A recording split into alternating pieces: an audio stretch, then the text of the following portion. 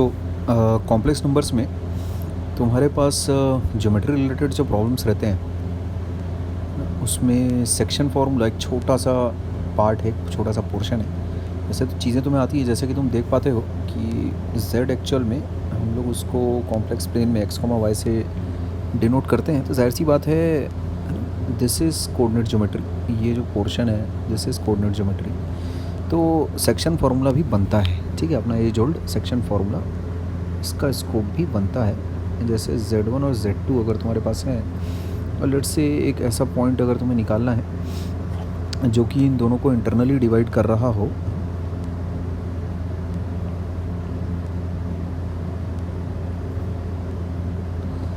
Let's say m/n के ratio में, ठीक।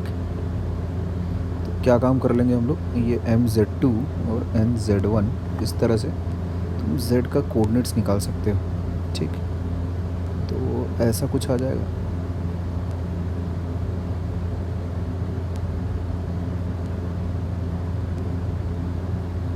ठीक है,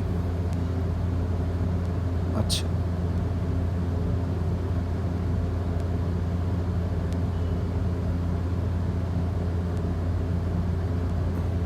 और z1 और z2 को जाहिर सी बात है तुम कोऑर्डिनेट सिस्टम में कन्वर्ट करके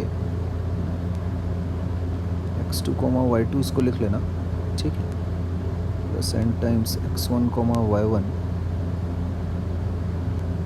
है ना। ये चीज़ तो बेशक की जा सकती है, इससे तुम्हारे पास x, y आ जाएगा, ठीक। तो रियल पार्ट, इमेजिनरी पार्ट, ये सब थोड़ा संभाल लेना, ठीक है। x के कोऑर्डिनेट्स क्या बनते हैं तुम्हारे पास, लुकिंग एट दिस इक्वेशन, क्या बोल सकते हो तुम, इस चीज़ को ज़रा ध्यान से देखो।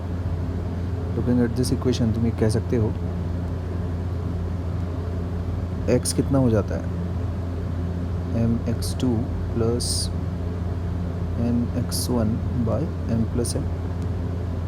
सिमिलरली इसको देखकर y मैं बोल सकता हूँ ny2 plus ny1 upon m plus n। जैसा कि तुम सिंपल वेक्टर अलजेब्रा में भी ये वाला काम तुम करते हो।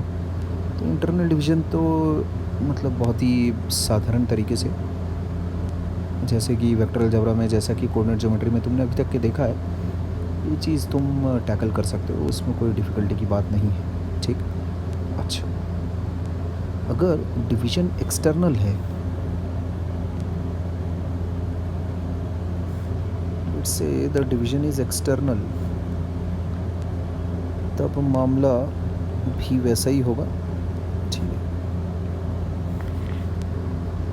यहाँ से z1 z2 और ये z है मेरे पास, ये जो पोर्शन है मैं ऐसा मान लेता हूँ, let's say this is m parts and this is n parts, ऐसा, ठीक। तो लैंग्वेज में हम लोग लिखेंगे कैसे, मान लेते हैं this is x, this is a, ये a मान लेते हैं और ये b मान लेते हैं। तो तुम क्या कहोगे, x divides a b in the ratio m/n, ये लैंग्वेज होगी तुम्हारी,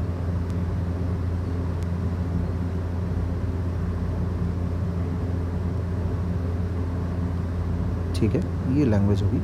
इस लैंग्वेज में ध्यान रखना x का रेशियो a के साथ है, ठीक, m, x का रेशियो जो है b के साथ, दैट इज m, ठीक। इस चीज़ का ध्यान रखना, है ना। अच्छा, तो यहाँ पर किस प्रकार करते हैं हम लोग का, इसको इसमें कन्वर्ट कर लेते हैं, ये तो सब लोग जानते ही हैं। ये लेट्स से z1 और ये z2 हो गया, इसको अंदर बुला ले।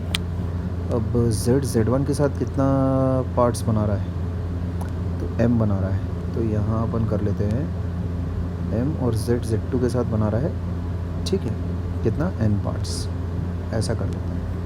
ये कर लो m पार्ट्स, ये कर लो n parts, as was the case earlier. अब तुम बड़ी आसानी से फॉर्मूला कैसे लिख सकोगे, बहुत ही आसानी से, कहीं पर भी एक माइनस साइन लगा लो, मैं इधर माइनस साइन लगा लेता हूँ, लेट्स से ऐसा m/n कर लेते हैं, m/n भी अगर तुम करोगे तो भी चलता है, z के कोऑर्डिनेट्स, ये सब तो आता है लिखना, कैसे कर लेते हैं, ये इधर और फिर ये इधर, तो mz2 ठीक है plus mz1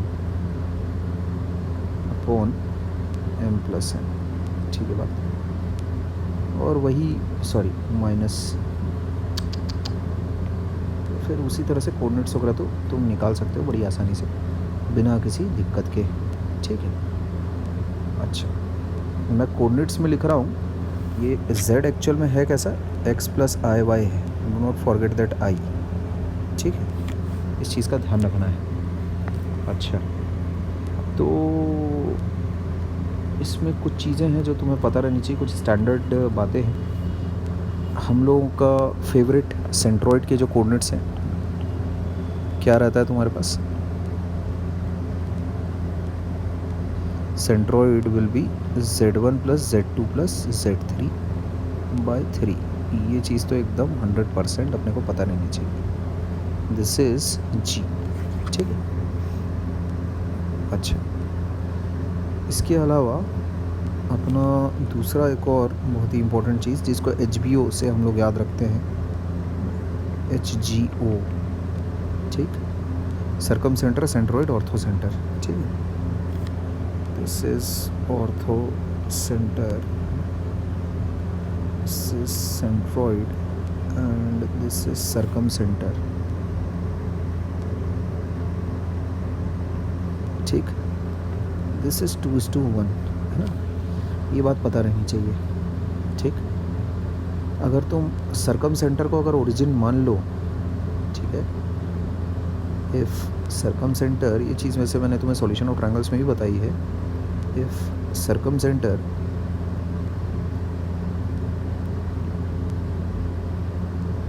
is at the origin, ऐसा, अब क्या बोलें उसको, ऐसा कर लेते हैं 0 0 0, ठीक, या फिर ऐसा कर लो उसको 0,0 कर लो, ठीक। Then we can very easily find out the coordinates of the orthocentre. कैसे निकाल लोगे भाई, 2:1 है ना, तो 2 times 0 plus 1 times orthocentre का कोऑर्डिनेट्स, ऐसा कर लेते हैं by 3, this will be equal to centroid के कोऑर्डिनेट्स क्या रहते हैं, ऐसा। z1 z2 और z3 क्या डिनोट कर रहे हैं तुम्हारे पास, वो है कोऑर्डिनेट्स ऑफ द वर्टाइसेस, ठीक, ध्यान रखना। अच्छा, तो इससे तुम्हारे पास देखो z की वैल्यू आ जाती है z1 plus z2 plus z3, ये चीज़ अगर याद रख सको तो अच्छी बात है, रिमेंबर दिस, फॉर्मूला भले याद रहे ना रहे, इतना तो याद, मतलब क्या है, मतलब जैसे एक इंसान को सोचने में 2 सेकंड लगता है ये वाला, कि अगर मेरे को सरकम सेंटर अगर दिया हुआ है तो सेंट्रॉइड तो पता ही रहता है, तो ऑर्थो सेंटर आ जाएगा, ऑर्थो सेंटर दिया है तो सरकम सेंटर आ जाएगा, सेंट्रॉइड तो पता ही रहता है, ठीक है, दिस इज़ ऑलवेज नोन। तो ये चीज़ निकालने में कितना टाइम लगेगा, हार्डली 10 सेकंड। तो मैं ऐसा चाह रहा हूँ इस चीज़ को बताने के बाद आगे से इसमें 2 सेकंड का टाइम लगे, ऐसा कुछ तो बचत हो, कुछ तो मतलब फ़ायदा रहे, ठीक। तो सरकम सेंटर अगर तुम्हारे पास ओरिजिन पे है तो तुम बड़ी आसानी से ऑर्थो सेंटर के कोऑर्डिनेट्स निकाल सकते हो, एंड वाइस वर्सा, अगर ऑर्थो सेंटर का पता है तो सरकम सेंटर निकाल लोगे, ठीक है। मैं इस चीज़ को लिखवाना चाहूँगा, if any of ortho centre और सरकम center is known, then the other can be found out, ठीक, ये ध्यान रखो, ठीक है बात, ये चीज़ ध्यान रखनी है, ठीक है। अच्छा,